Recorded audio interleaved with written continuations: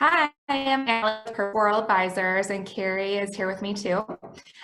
We wanted to talk a little bit about virtual interviews and body language during these virtual interviews. It's a new setting, a new form of interviews with COVID hitting, but companies have adapted, and there's been a lot of different virtual interviews. So Carrie's going to talk a little bit about tips and tricks of how to stay engaged during these virtual interviews on Zoom or Microsoft Teams.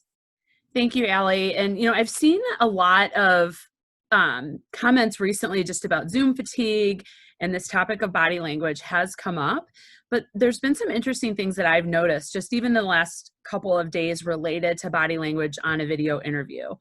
The first thing is your camera angle makes a huge difference. So I'm just going to demonstrate something quickly here. So a lot of times we see people where their video is really close up to their face. And in this instance, you can't see really what's happening with my body.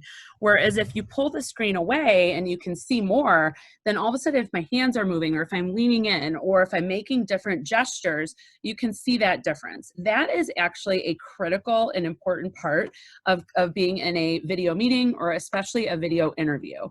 We recently had some feedback from a client that they didn't think our candidate was interested or excited, and I really believe that it was all about the body language. So my first tip would be to definitely make sure your camera angle's right.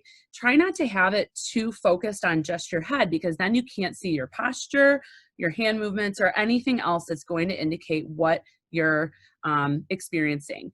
So nothing can replace the energy that you have of being in the same room with somebody, but you've got to try to replicate some of that through your camera angles and through looking at the screen.